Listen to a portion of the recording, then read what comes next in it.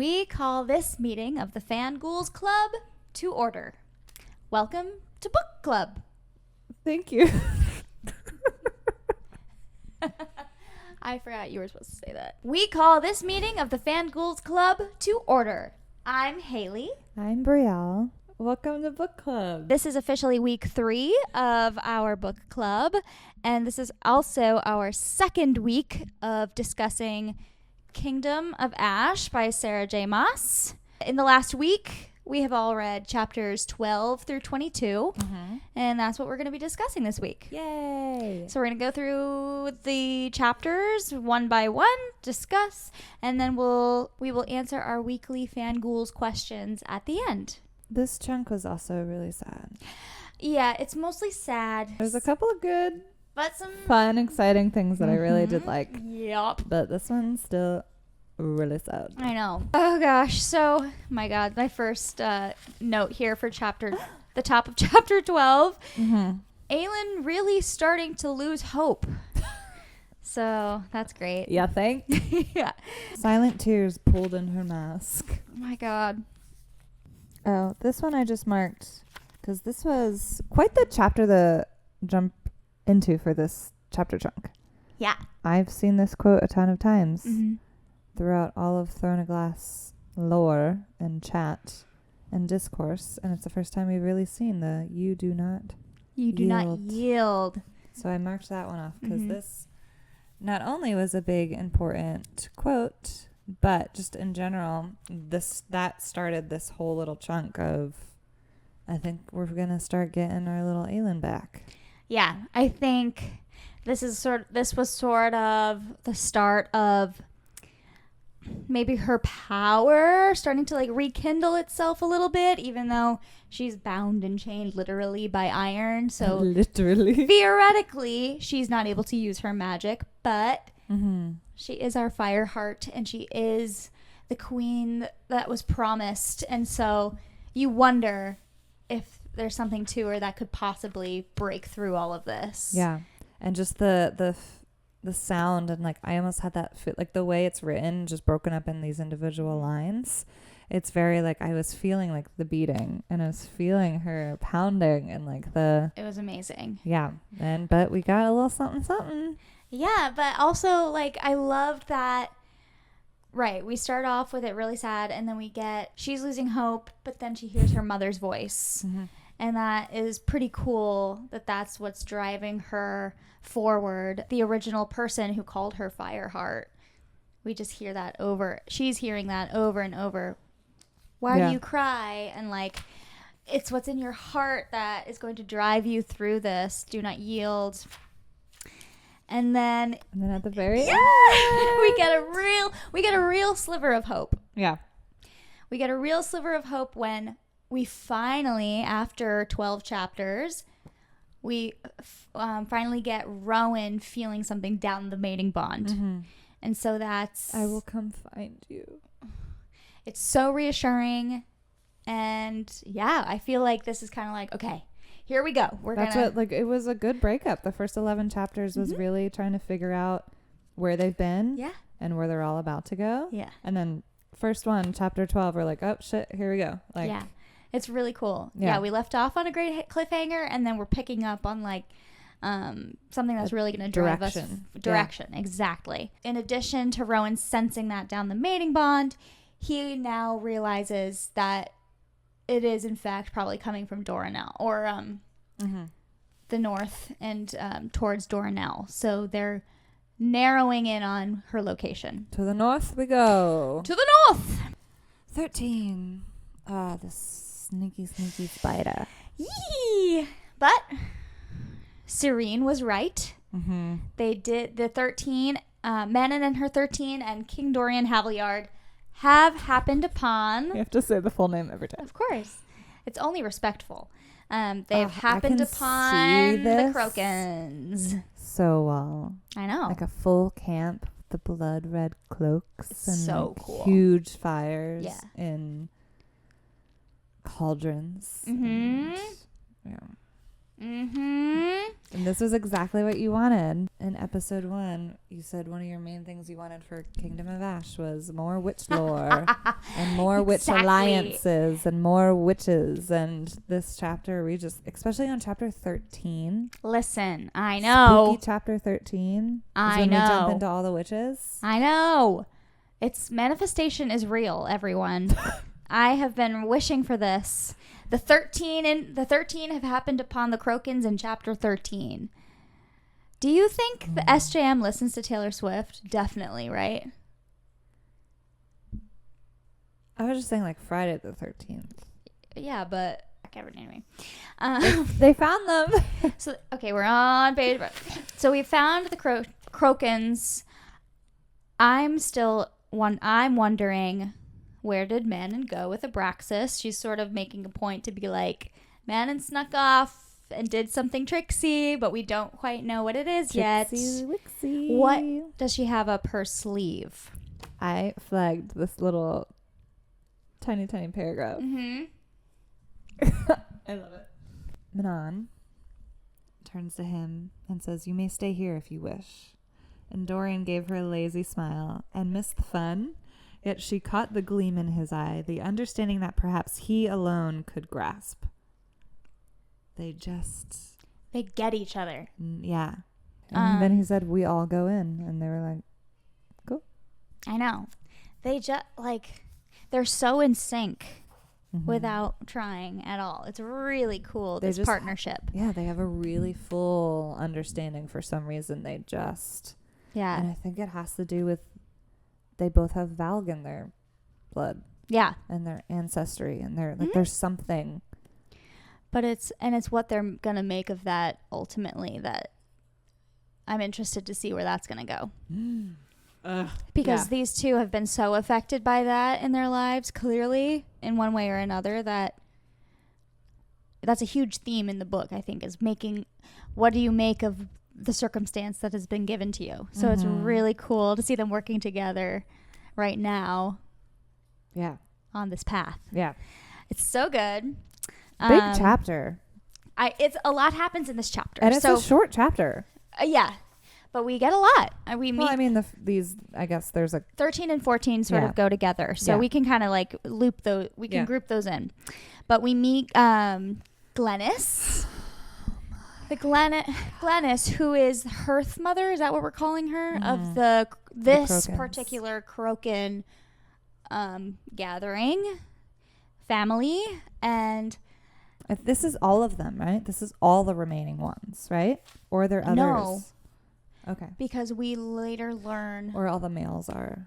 We learned, which I loved. That was one of they're you know what? Back home. I totally forgot about all the notes. Hold on, please hold. I forgot about all the notes I took on my phone. Oh, you took phone notes too. My God. But yeah, so at the end of 13 is when it's revealed that, and again, Dorian put his hand on Damaris. Yeah, he's constantly. He's like really using this thing. Yeah, as anyone would, I think, if they knew. And it's confirming warmth to know her next words were true. "I was her great-grandmother, as I am yours." So we learned that Glennis is Manon's great-grandmother. Later learned that is her father's side. Yeah. So this is exciting. So obviously double, triple confirmed that, yes, Manon comes from the Crokins in one way or another. And I'm really hoping that this great-grandmother is a little nicer than High Witch grandmother. So far, I think that's proven to be true. I love her. Yeah, she's cool. I love her. She's really cool. The Crokins, as a whole, are pretty cool so far. I love Bronwyn is really neat and scary, and I think they're all gonna give Manon a run for her money, which is really exciting because she needs some. Everyone's always just bowed to her, literally or figuratively, and even in these last few chapters, we've seen Manon question Dorian for like even questioning her. So it's fun to see like Bronwyn being like, "You don't belong here," like, "I hate you," basically, and whatever. I hate you. But also they're brooms. I'm so excited about the brooms. Believe, because we talked about it, I think, in our tandem read chat, or I don't remember when we talked about it, but just the idea of SJM's version of what witches are. Yeah. And how it's this weird combination of dragon riders, witches, and vampires. It's like this like combination that we've never like seen before. But then it's cool to jump back to this, and now it's just like, oh, like apparently like learning back in all the lore and everything, like these are the OG like witches. Yeah. And they ride brooms. She introduces us to so many different like races and different forms of each one. Like there aren't just full fae, there's the demi fae and all of this, and then it's so also true with the witches. Like you get all these different clans first of all, just within the Iron Teeth. So it's fun to see like it's very convoluted. Yet another iteration of a witch in this story, and getting to meet them finally after we've gone along with Manon, like literally hunting them down this whole time and thinking we'll never, maybe we'll never meet them because of what they've done, but it's cool to finally meet them. Yeah. But then the excitement surrounding all of this is sort of short-lived because the Iron Teeth Legion finds them and they obviously attack. And then it's like you saw the 13 running to their wyverns, and then the Krokans like running to their brooms, and then they're like airborne all together. It's crazy, so cool. Yeah. And Dorian's just on the ground like, whoa, what the He's like, I guess I'll stay right here. And so he's sort of helping Glennis, who's like firing arrows, and he's like firing like ice lances, and it's just, and they're helping each other. Manon even makes an order, and Glennis tells the Krokans to listen to her. They followed her, which is exciting, and because she could visually see like, oh, the 13 are like they're trained in this shit. Yeah. Plus, it's also other Iron Teeth, so like they knew what they were up against, so that's probably why she just trusted her. Yeah. But I did flag. Glennis let her arrow fly, and Dorian echoed her blow with one of his own, a lance of solid ice. Yeah. Blah blah blah blah blah. Both arrow and ice spear drove home, and black blood spewed. The black blood spewed downward. Anyway, Glennis grinned, and she said, "I struck first." And then he just says, I wish you were my great-grandfather. Yeah, he's so cute. I wonder what their relationship's going to be down the road, because this was a very clear, like, bonding little section. Yeah, definitely. To, like, have them fight together, and then him to say that, and he gets to, like, he has this lightness with her immediatly. I just wonder if it's going to be a way to help Manon, like, form this alliance.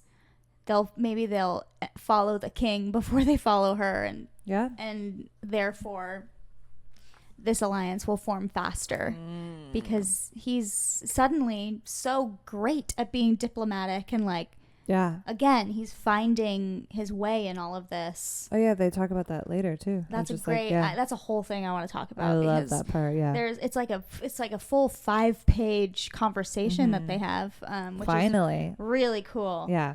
And then probably the craziest part of this chapter is when the wyvern from the opposing Iron Teeth Legion comes towards Dorian, and this is after someone is beheaded and the head rolls towards him, and he's reminded of Sorsha and how she died, and so his trauma sort of takes him to this place where, not that he gives up, but he just sort of freezes, and he's like, I'm just gonna let this wyvern come at me. Yeah. But then his power literally melts the wyvern's face and jaws and teeth around him as it's trying to eat him. Yeah. And picturing that is crazy. Yeah. Suddenly I picture this giant creature. Later Manon's like, are you crazy? She got mad that he of course faltered for a second. Oh my god. But I did flag right before that. He's kind of looking around for a quick second, and he sees all the riderless beasts, and then seeing them crash into nearby peaks and everything. And it specifically says, I just thought this was so sweet. It says, pity mingled with the fear and rage in his heart. How many of those beasts might have been like Abraxas had they had good riders who loved them? Yeah. That was just such like a... I know. It's, again, just showing his humility and his warmth. His humanity. That is going to affect Manon. And I think all of these descriptions are showcasing how they're affecting each other's lives, mostly. But it was also like a very out of the way for him to kind of acknowledge that Abraxas is who he is, yes, but he only is that way because he's lucky enough to have Manon who like actually loves him. Yeah, definitely. And it was just like kind of the first time we saw like a little note like that about it. Yeah, for from sure. his perspective, at least. Yeah, that's really sweet. I love that. We forgot to say that before it even started, that it was confirmed that Manon, in fact, led them here. This was her plan. Before it even started? Yep, because it says the Iron Teeth Legion, like, started flying in, and there was a sentence, like, before she had intended or something. Oh, yes. Sooner than she had planned. And we're like, oh, God, Manon, why? Yeah. That was a very Aelin move of her. Yeah. I think Dorian knows it without even... He feels Damaris go cold, but I think he knows it before that even happens. Because he knows he's looking right at her. Yeah. She was a liar and a killer. Chapter 15. It's like, we know this, Manon. It's all right. This is war. Say that. 8 dead, but it could have been worse. She'd seen the look in his eyes like he knew. She could even tell that they he know knew. each other. Yeah, it's like this whole thing. So this battle happens, and then Glennis and Manon get to have a little chat about a little chit-chatty her history, which is, as I was reading it, I was like, oh my gosh, this is crazy. Like, books ago, Manon had she's lived over 100 years. Like, she's convinced herself. She just sort of appeared. Like, she didn't have any family. Yeah. Like, she just believed that, like, and she had her horribly evil grandmother, and that's it. And she didn't believe in emotions or having a soul. And yeah, her coming to terms with the fact that she's the one that killed her half-sister, too. Like, it's just like, she's getting quite the rude awakening the past few months, I guess. Yeah. Like, she's just nuts. She's just she's feeling so many things suddenly. she's like, I can't do this. Yeah. Oh, I wonder if we're gonna get her like actually like a big emotional breakthrough situation in this book, or like legit tears, or like something that like from her. I don't know. Probably. I don't know. As long as it's not Abraxas. Oh, yeah. God. But, yeah, I bet there will be, because that'll be a real... It just feels like that's what it's all leading to. All like these main characters have these full circle moments, and I can't imagine her not having that. We learned that she's got a lot of cousins within the Crokins, Bronwyn being one of them.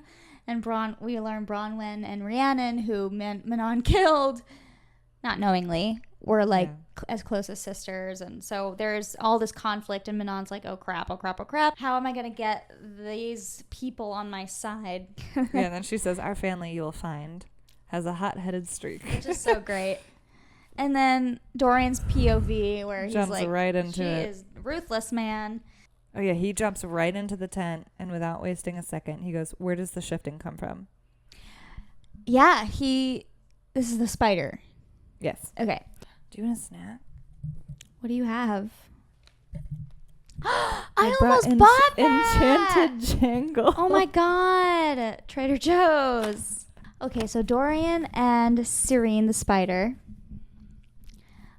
I love this moment, and I love that Dorian has pieced all of this together himself. Obviously, with experience having the Valg infesting him, he can sense it, he can smell it, and he finds out on his own that the spider is Valg. So therefore, he knows that the power this spider has is... How did he find that out? So his magic kind of like investigated a little bit. It's very similar to Irene and like investigating and like that magic. Irene's magic. Yeah. And then he's like, okay, no way is this shifting power all your own. You've stolen this. And he can even sense that within that power. So he kills the spider and takes the shifting power. That's crazy. Which is so, like... Which is like heroes. Oh. Yeah. He would kill them. Yeah. And like... Interesting. Take a specific part of their brain that held the power. Anyway. Wow. That's all I thought of. Oh my God. Zachary I love Quinto. I flagged 2 things on one page. Just because this was such an interesting part. Just that her reasoning was like, that's the secret of shifting. Like, be what you wish. And he avoided the urge to roll his eyes. He used Damaris again, and it warmed in his grip. Be what you wish. A thing far easier said than done. Especially with the weight of a crown. Yeah. I thought was an interesting, sad little sentence. And she specifically says, change your pretty eyes. And he said he tried to think of Cole's bronze eye.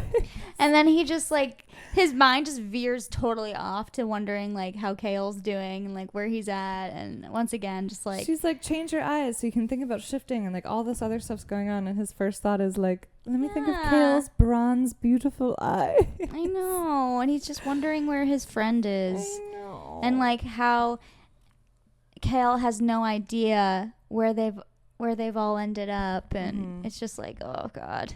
Yeah, this chapter, there was a lot that kind of happened real quick in this little tent. So he takes this power, and now is Dorian going to learn to shift? Is my question. I'm assuming so. Yeah, right after he killed the spider too. It reiterated again. Perhaps this is a ticket for him into Morath. Exactly. So it really is just like reiterating, like that's where he's about to go. Yeah, and this is exactly what his conversation with Gavin led to. Is like he thought, okay, I need to stay in this camp in order to get to find the answers to get to Morath, and sure enough, that's exactly what happened.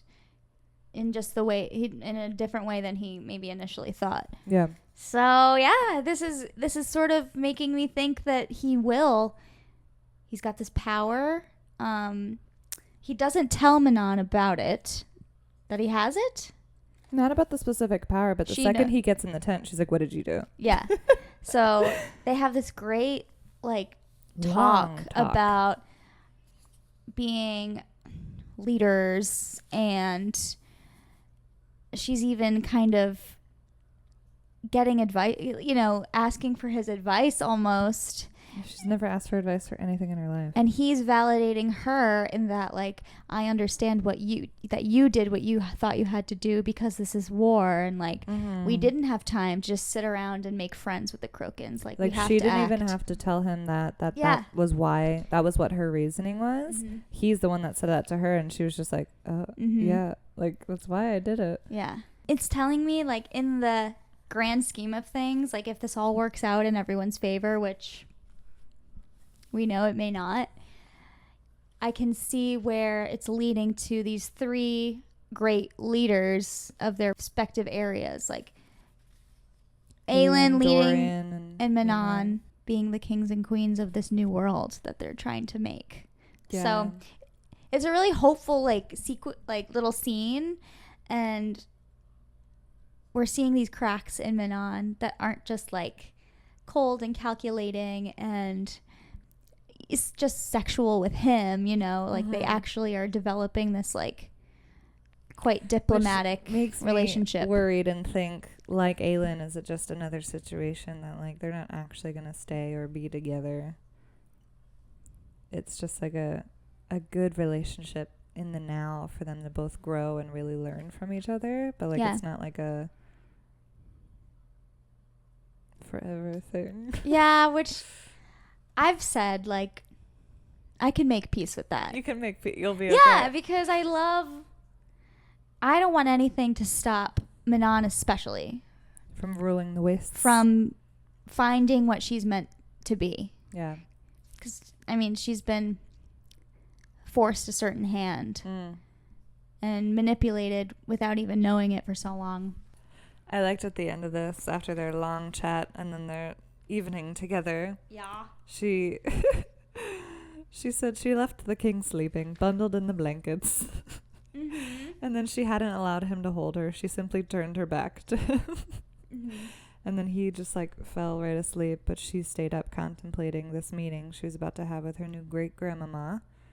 But then she said perhaps she should have brought Dorian. He certainly knew how to play these games and to think like a king. Like she's slowly just really starting to think good things of him. Yeah, I mean, exactly. I think this respect between them is really cool. Yeah. And they've learned a lot from each other. This is one thing that I noted. Their banter has obviously always been really great, and it's built from literally him being possessed by the Valg, him still being able to reach her somehow, and her meeting something within him. Mm-hmm. They've learned a lot from each other. Manon learning to think like a queen, and Dorian learning to be a little ruthless. Very end of that chapter, her conversation does end with saying, "To Ilway we go." Yes, so we learn. So Manon does approach Glennis, and she's like, "So what is it going to take for me to get the Crokins on my team here?" And Glennis is like, only the true queen can, like, you have to do this and that. And Manon's like, okay, easy. And she's like, not that easy. You still have to win them over and prove that you are their true queen or what have you. So Manon's sort of like, is this where they're going to part ways, I wonder? Does she go to Ilway? So Dorian goes to Morath? Ay. Everyone's just swapping places all over the place. I can't have more people break up right now. I'm like, I know. Go off into different directions. Ugh, then we're back to Darrow and all of this war. Chapter 16. Hate Darrow is what I said here. Darrow. Yeah, why is he like such a grumpy old little? Again, yeah, it's just so typical. It's like, I wonder what it's going to take to get him to just forgo his pride a little bit here and help the greater good. What is he like trying to upkeep? Because the whole point right now is that everyone's gonna die. Yeah. If we don't, Terrason's already been broken. Yeah. It's like, what is he like trying so hard to upkeep? He just really thinks like Aelin went off and just messed around for 10 years and wasn't enslaved and also groomed. A child. Like, what was she going to do at that age anyway? Exactly. And it wasn't her fault. She had to escape. I mean, if she didn't escape, she would have been killed. So, yeah. And she didn't know that even at the time. She just had to run. No, she was just like tossed into a river, and then now the past 10 years has happened. And that whole thing that story's changed 8 million times. Also, 10 different perspectives on that. But anyway, so yeah, I don't know what Darrow's problem is, honestly. What's your problem? This whole chapter is just sort of like the beginnings of this council meeting almost to decide where the troops are going to head after this. And of course, Darrow and Adian have opposing ideas with all of that. Opposing ideas with literally everyone. Yep. And then our bestie Nox shows up at the end with a messenger he does not know is from Erewhon's forces. This is the first we've directly seen from Erewhon, though. Yeah.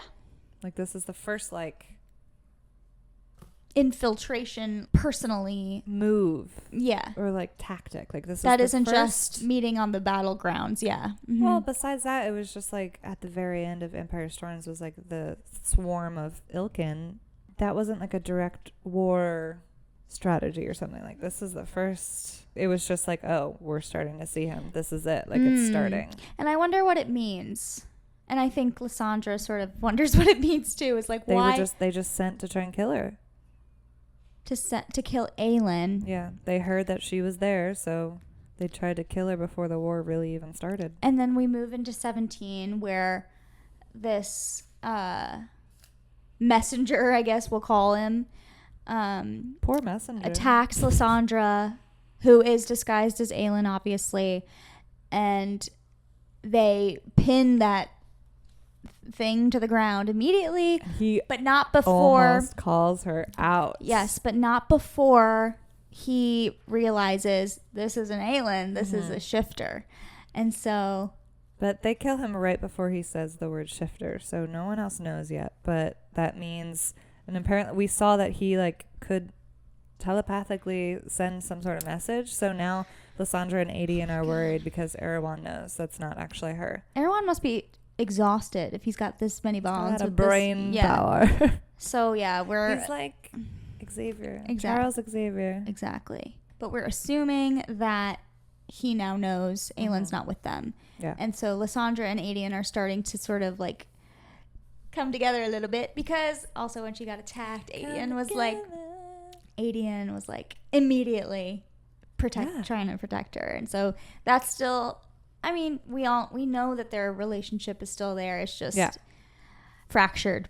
So anyway, they sort of discuss like, okay, what does this mean? What can we do about it? And Lysandra's like, well, maybe it's not necessarily a bad thing. This might make Erewhon wonder, like, oh, why is Aylin not with them? Like, where is she? What is she going to do? He doesn't know that she's not available at the moment. I'm currently not available. So. But the end of this chapter is when we finally get the big reveal of Nox. Yes. This is and that, like, it's a so whole great backstory. Like, he's not just another assassin or warrior or fighter that happened to be called upon. He was there for a reason. He was there for a reason as one of the original OG, like, rebels and spies. It's so cool. So yet another person who was fighting for Aylin to get to her crown before, without even knowing it. Without knowing that Selena was Aylin, which is so cool. Amazing. Yeah, absolutely what amazing. Another cool callback / just connection in general. And that it's like for such a purpose. Like for where he's from. And, like, the fact that she's the one that, like, warned him and saved him. I know. So not only was he originally doing it for her and for Terrason and for this whole war and everything, but now he's back again doing what he originally set out to do. But, again, it's another, like, life debt. Yep. Like, that's coming into play. Yep. Crazy. Little, like, some of this stuff just written out as little moments in the past that all little puzzle pieces have come back to help Aylin in one way or another. Thank God, because she does need it. She does need it. Whether she realizes it or not. I hope she does now. But at the end of this, the army is now gone. Which is great. We get another cool, like, yet another, like, badass female character coming up with this kind of, like, sneaky plan and executing it perfectly. Yeah. And so they sort of drug Darrow and all their bannermen and all of that, and then they managed to get all the whole army out. How do you just like sneak out an army? Let's go. Yeah, a whole ass army. If anyone can do it, it's Aylin's court. And Nox. Yeah, dude, I'm so excited. Like, now we've got a lot of reunions still. Yeah. I'm so excited for all of them. I love it. So Darrow is a jerk. That's all I have to say. Darrow is a jerk. No. We're back with KO. And this is the very first time we are visiting Aniel, which is where KO is from. We saw the flashback once that Irene got to see while she was healing him one session. But besides that, this is the first big, like, description of the place. And it's cold. Yeah. It's kind of literally Game of Thrones. It's like the North. I pictured it as the Iron Islands, where Theon Greyjoy hails from. Yeah. That's exactly, like, kind of how I pictured it as I was reading it. Gray, cold, on the snow. coast, kind of, like, just really kind of. I loved getting the descriptions dirty. through Irene's perspective, because she's like, this is nothing like the colorful, beautiful Attica. Yeah, like, I know. She can, like, he was saying, like, he could tell by just her face. Like, she was just like, I know. It's so good. But she's still, like, quite proud, I think, to be Lady Westfall, you know, and she's gonna, and in this chapter, she, like, proves it. Dude, I am obsessed with her. The way that she's, like, the kindest, like, most soothing, best healer in the world, and then can come out with this, like, guns blazing attitude. She's just so fierce. I love her. It's a wild amount of confidence that she has. That's just for her to just like talk to him like that. I know. His dad was like, because I wasn't, we've only gotten a few scenes with Kale's father, and they've never been great. But I never could get a great read on him, like if he was actually like quite mean or if he was just sort of a man. You know what I mean?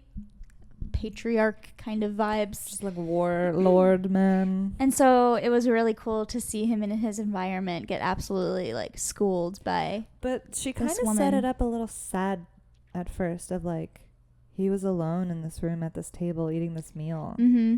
And then like Kale was specifically noting that like he used to be surrounded by other lords and people and like his family and things, but he was now just alone. Like I think he's changed too. It set it up to be like, oh, a little like he's still being a dick, but like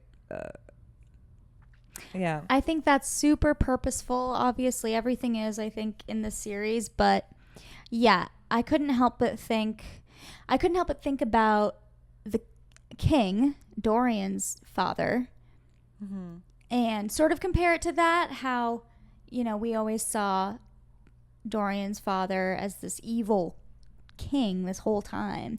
Turns out he too was infested by the Valg for decades.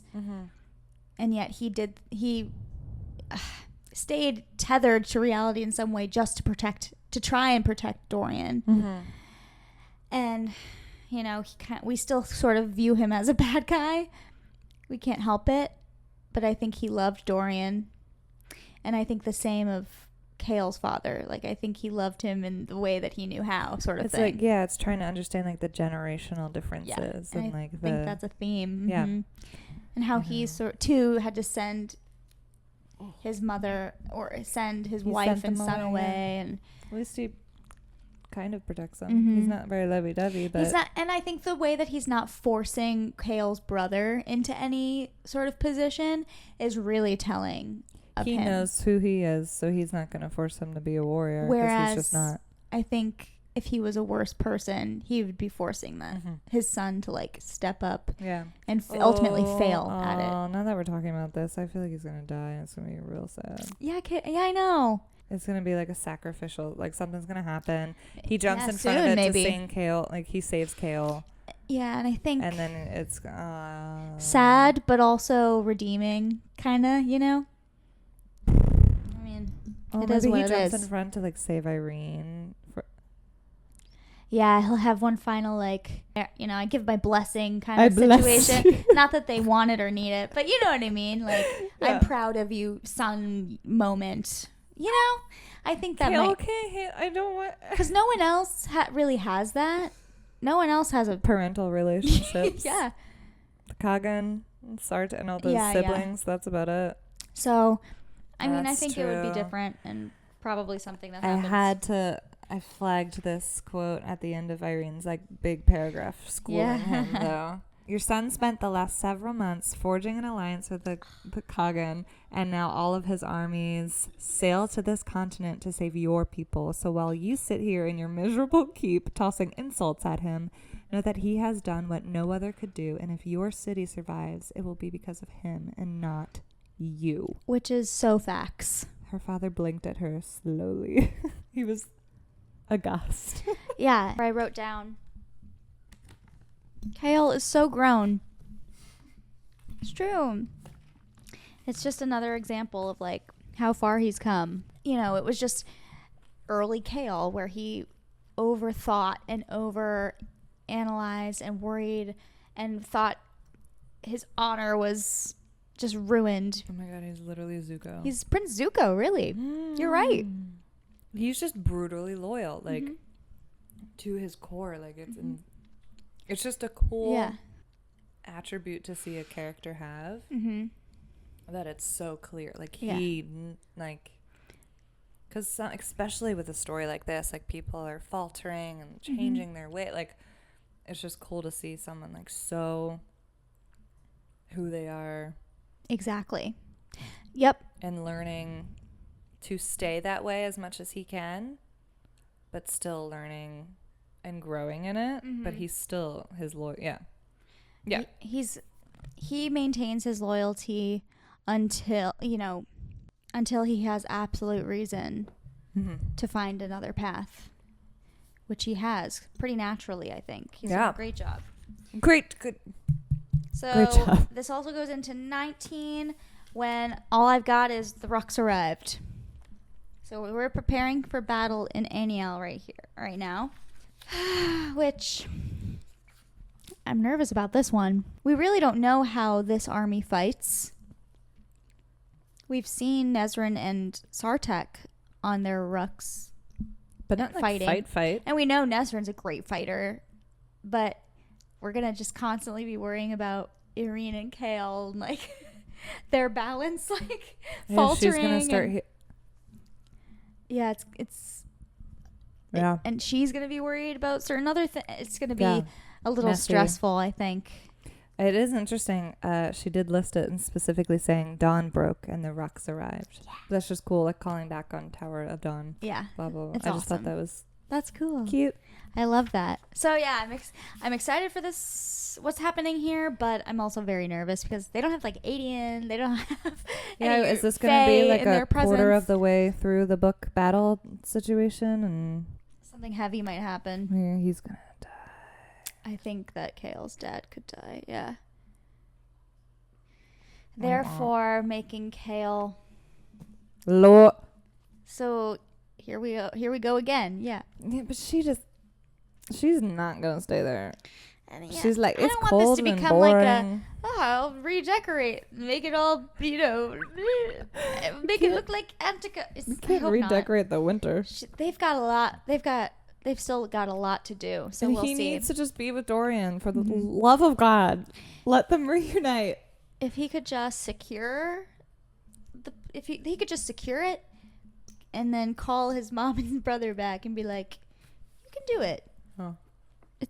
We'll make it peaceful for you. We'll see." Yeah. Okay. Oh God. And then the beginning of 20, I was so, not that I was lost. I quickly realized what was going on, I think. Mm-hmm. But it went on for so long that so the beginning of chapter 20, Aelin is sort of within a glamour, I'm going to keep calling it, that Maeve has placed on her, where This was cool. Yeah, it was cool. I didn't know if it was a dream or what, but Aelin is seeing Maeve as this like sweet, her beloved sweet aunt who's telling her a story telling her story, really. And she's seeing Rowan, and they're happy, and it's all, It's all a way to try and get her to tell her where the keys are. Yep. And oh God, she almost Sneaky. She always does it. She's really good. She's like, "Tell me where the keys are, Aelin." I can just, you can see it. It's like starting like super nonchalant and sweet and just weaving it into her story. I really picture her as the other mother. Yeah. From From Coraline. Oh yeah. Like. Oh yeah. Especially in this moment, from the beginning of that story to the end when she becomes a literal spider. Yeah. So good. Yeah, this was a good, like, spooky little... Part of me, though, I do wonder how much Maeve thinks that this is true, or how much the beginning of Maeve's story is true. How Maeve comes from this dark place, but has these dreams of going to a better world and keeping it that way. She just wants to live in a better place, basically. She just wanted to escape the Valkings. Yeah. No, that is true, because that's such a classic but good villain trope. Yeah. Of, like, she doesn't think she's the villain. Yeah. You're right. Mm-hmm. Or else that makes a shitty villain, But, like, the she truly does just... The methods she's using, like... But it's from she's her an world. Ancient, dark... Yeah. She Princess? Valk princess? Yeah. Queen? Valk? She can't quite escape that part of her, too. Yeah. So she thinks using these methods to get her way is perfectly, like... It's fine. Valid, because it's going to help her make the world better. Yeah. It's so messed up. And good. Yeah, Aelin comes out of this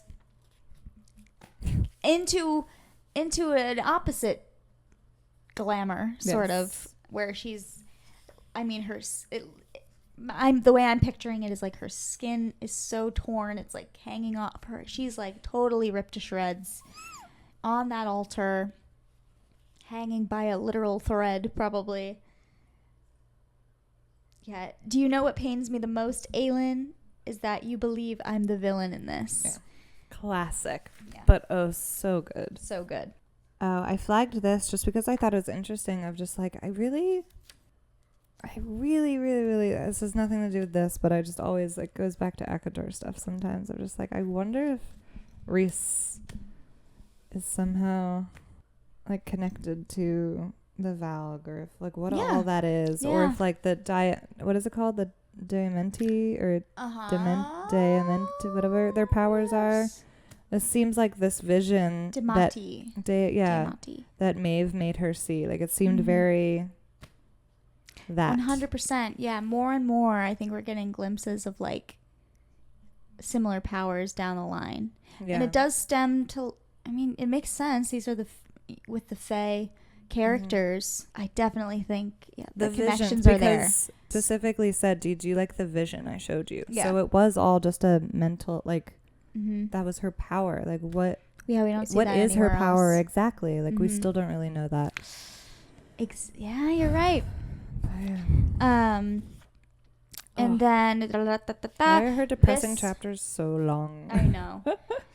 Aylin is feeling this pressure in her blood, like she's literally gonna like burst or something, and they're telling her that it's just kind of her power is like basically killing her from the inside. Like she's not gonna be able to stand it anymore, and the pressure's gonna build so much she's gonna just be begging to take the blood oath and all of this to Maeve. But yeah, I wonder if it's actually going to, because of how steadfast she's remained internally, if she will be able to unleash a new facet of her powers to help herself. Because I really hope she's able to help herself out of this. I don't know.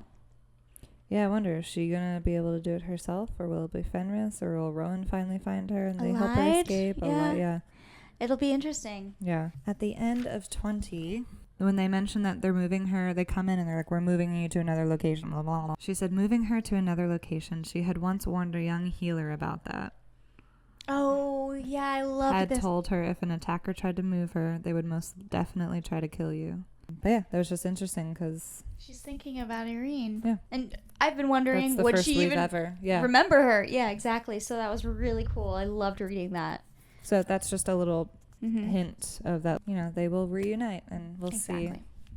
That'll mean a lot to both of them. Yes, absolutely. And notably, Maeve has let her know that she's heard of Valg soldiers or whatever coming towards them, and she's going to go retrieve a collar to put on Aylin. Don't know why she told her that. I guess just because she could, because she's not going anywhere. Else, yeah. They're just putting her back in the iron coffin anyway. But I guess it's also was worth we needed to know Sarah telling us, because then we learned that this was a ploy. This was a plan set in place by Rowan all along. We have a good Rowan plan. Yes. And so they're en route to Doranel. They're on the mission. They've narrowed it down finally, and here they come. And so this is the chapter when Lorcan, Gabrielle, Elide, and Rowan make it to the outskirts. Mm-hmm. And so I just like that it said like he knew the queen would not be able to resist. Mm-hmm.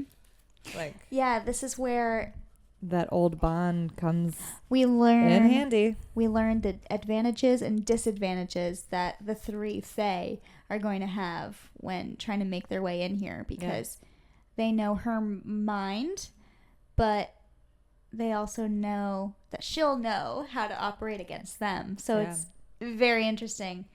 So and then that's what we end up learning in this chapter, is that the only one that can try and get by is Elide. Will be little Elide. And I loved the wave of emotions she experiences, and how she is the one who sees the army that Maeve has basically set up in the surrounding area to block them out, basically. But then she decides, I'm not going to be afraid. I am impressed. This little girl is quite fearless. She's always had that resolve. Like, she gives herself a moment to freak out, and then she's like, you know what? Fuck it. Here's how I'm going to do it. Yeah, she once she gives it some thought, she gets the confidence to, like, see things through. And so, you know, Lorcan's like, there's no way you're doing that. Letting her go. And she's like, I don't answer to you. I answer to... I just really imagine her just, like, flipping him off. Just, like, full on, like, he's, like, 3 feet taller than her, but she's still, like... Absolutely. Elide lifted her chin. I am going into that city tomorrow. Oh, yeah, and she's so good at this. Like, I mean, this is how they've been able to make it this far. Yeah. Is by, as they've been going from place to place, she has been... sneaky. Yeah. And that's how they got the collar. She's going to be like the queen, the master of whisperers or something for the queen. What a name. I know. I got it from Game of Thrones. Oh. I just thought you... No. Master of whisperers. No, I didn't make it up. Okay.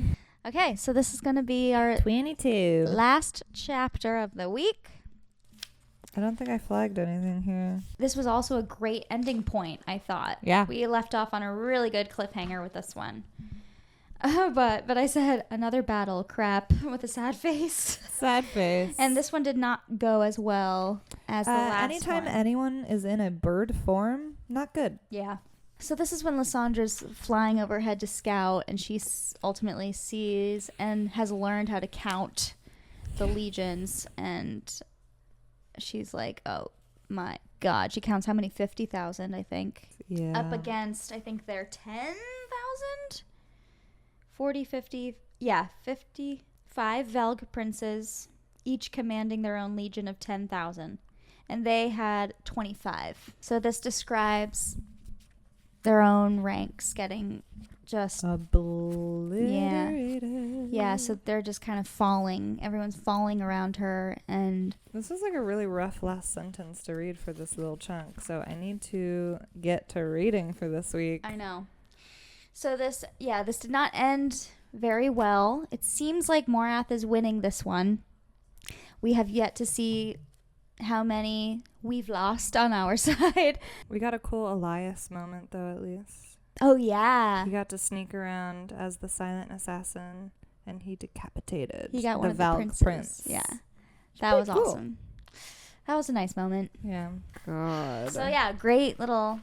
Well, not a great ending, but... Again, what a great time. left us wanting more, if only to... We've already done a good chunk, though. Like, I know. I get sad. The more I read it, I don't want it to end. I can't believe, like... We're here. Yeah. I know. Insane. Insanity. I guess we'll wrap it up with our Fan Ghouls questions of the week. Yes. We've got our Fangirl Pick of the Week. So our MVC, Most Valuable Character. Ghoulish Gripe, which is kind of just what bothered us the most. All of it. Yeah. And then Fangirl Fantasy, what we hope is going to happen. Do you want to go first? Yes. So excited. My Fangirl Pick of the Week is Glennis. Yeah. Great. Because obsessed. But also, I picked that because Dorian was also fangirling over Glennis. And he was like, I wish you were my great grandma. Like, That's really good. He was fangirling himself. So, I will fangirl along with him. Dorian does it all. He even fangirls with us. I love him. Love him. I love that pick. My Fangirl Pick of the Week was Irene. I thought the way she bodied. She handled the Lord of Aniel like nothing else. I wasn't expecting her to come to face him so strongly. Mm-hmm. I kind of thought it was mostly going to be between Kale and his father. Just didn't know how it was going to go, and I love that she stood up for him and herself mostly. And yeah, she was awesome. She did a great job, and I was totally fangirling over her this week. She was amazing. She killed it. What are your gripes? My ghoulish gripe is that we guess Irene is preggo and still no one knows. Yeah. It's bothering the hell out of me. I had forgotten. Exactly. I had forgotten myself. Between weeks, like within 1 week, I was within like, oh, 1 week, yeah. Yeah, nothing came up in this chat. Like, not a single little anything. She's not feeling any, like, she's not vomiting every 2 seconds. Is she feeling okay? I guess she can work her way through that. Can she heal herself? Yeah. I found my new... Whenever anyone ever asks me, like, what superpower I'd want, it's that I can just literally heal myself so I don't have to ever feel sick again, because... That would be amazing. Rough. But yeah, she hasn't said anything. Does she even fully know yet? Like, we don't not like... Yeah. We got the tiniest little... Maybe her tummy was just hurting. Yeah. It has not been addressed. Maybe she took some Tums. Yeah. She took her Tums. There you go. She could have just had a tummy ache. Yeah. What is your gripe? Darrow is my gripe this week. He's bugging me because, and I hate this about myself mostly, I think he's a piece of shit, and it just annoys me how he can't just do what we want him to. I believe he loves his country. Like, he loves his land and his people. To do what he thinks is best. Yeah. But why can't he? Like, why can't he just set his own pride aside and, like, work with these people? I think my biggest gripe is that I hate him, but yet there's a part of me that ultimately just wants him to accept Aelin. I don't know that I would be fully okay if he never did, for whatever reason. Yeah. And that's annoying to me. So that's my gripe. What is your fangirl fantasy for the upcoming chapters? Ooh, this is a good one. I think you'll like this. My fangirl fantasy for the coming chapters. I am very excited for Elide to head into the city and make this journey for herself and hopefully make something of it. Specifically, I hope she runs into Emrys, Malachi, and Luca. Cooking kid and cook husband. Oh, and cook husband. Cook kid and cook husband. Yes. So, some of our favorite characters from Heir of Fire, who Aelin met when she was training with Rowan and she had to work in the kitchens. We all know them. We all love them. Yeah. They fought alongside her at the end of Heir and Fire, and we have not heard or seen them from them since. And so I'm thinking this might be where this connection comes into play. I think there's a strong chance Elide could run into Malachi since he's a Fae warrior. Okay. He may be patrolling at some points. We know they're all alive. I wonder what Luca has been up to, because he's so young. He was so young.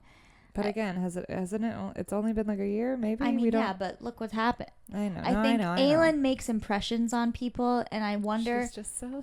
I do wonder what he's made of himself and what is happening. So I think Elide's going to be the connection. See them again. So I will be shocked if we finish this book and we don't see them. Yeah. I hope that's where we find them, and somehow they're able to help. What about you? Mine's not as... actually detailed. We just need... Okay. We didn't get any Sartek. Fair. So fair. I need more, please. All we got was the Rux arrived, we assume. At dawn, the ducks. I think it said something about... Were they with them? I think so. God, terrible reader. There's a lot. I know. But yeah, not enough. They were such an important part of that book that, like, I just feel like I'm not going to get enough of them in this one. I don't know. The good thing is they have side adventures. 100%. Their banter. I'm just interested. I don't know why. I'm very interested in them. I mean, the good thing is they fly.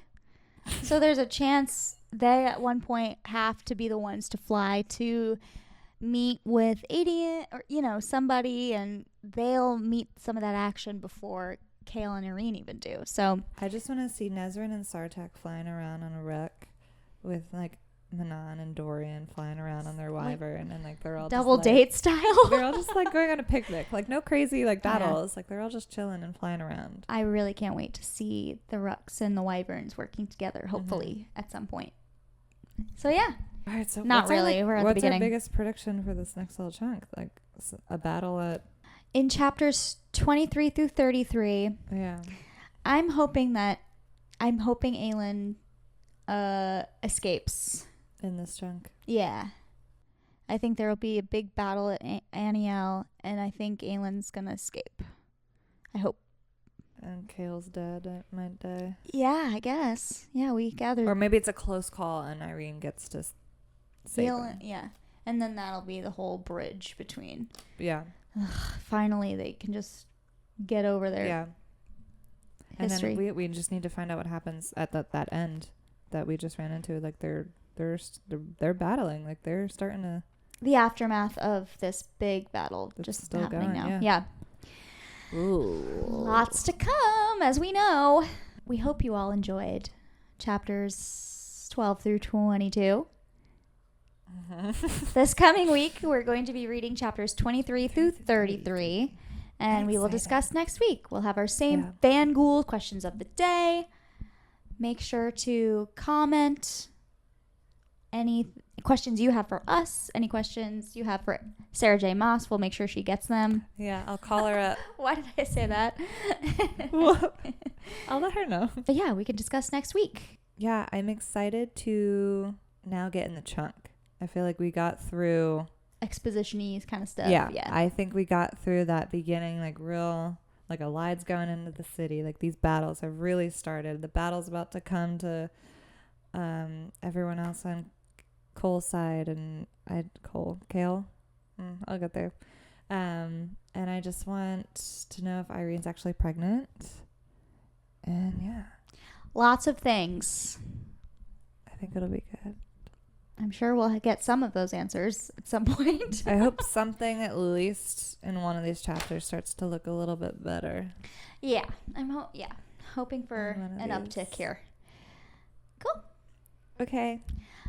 Well, good luck reading this next chunk of chapters. Good night. This meeting of the Fan Ghouls Club is adjourned. Yay, that was better. Nice.